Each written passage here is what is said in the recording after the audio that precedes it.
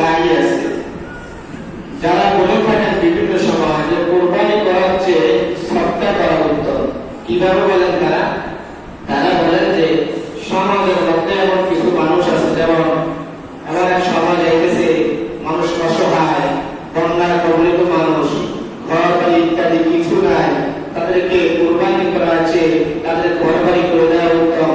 কারো বাসস্থান নাই, কেউ রোগে আক্রান্ত হয়ে গেছে, তার চিকিৎসা করা উত্তম, ইত্যাদি বিভিন্ন ধরনের কথা আমাদের সমাজের মধ্যে কিছু মানুষ বলে থাকে।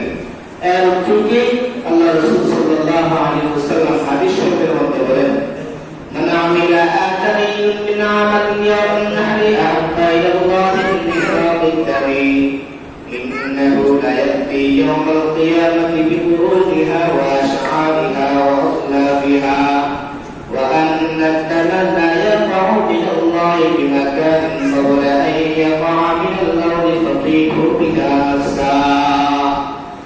আল্লাহ রাসূল সাল্লাল্লাহু আলাইহি ওয়াসাল্লাম হাদিস শরীফের মধ্যে বলেন, কুরবানির দিন আল্লাহ তাআলার কাছে বনি আদমের সবচেয়ে উত্তম আমল হলো রক্ত প্রবাহিত করা। কি করা? রক্ত প্রবাহিত করা। ইন্নাহু লা ইয়াতি ইয়াউমাল কিয়ামাতি বিকুরুহিহা ওয়া আশআরিহা ওয়া আslabiha। কাল হাসরের কিয়ামতের ময়দানে পশুর বদলে তার লোক নিয়ে আসবে, ঘুর নিয়ে আসবে। সে তবে শিং, লোম, ঘুর এবং রক্ত নিয়ে হাজির হবে। وأن التبع لا يقع من الله بمكان قبل أن يقع من الله।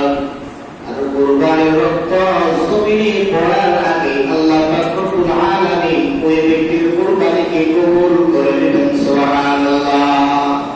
এই জন্য আল্লাহ রাসূল বলেন, ফাতিহু বিনাফসিহা, তোমরা তবে খুশি মনে কুরবানি করো। তাহলে এই হাদিস দ্বারা বোঝা যায় যে কুরবানির দিন আল্লাহর রাস্তায় কুরবানি করা কি এটা সবচেয়ে উত্তম কাজ এবং আল্লাহ পাকের কাছে সর্বোত্তম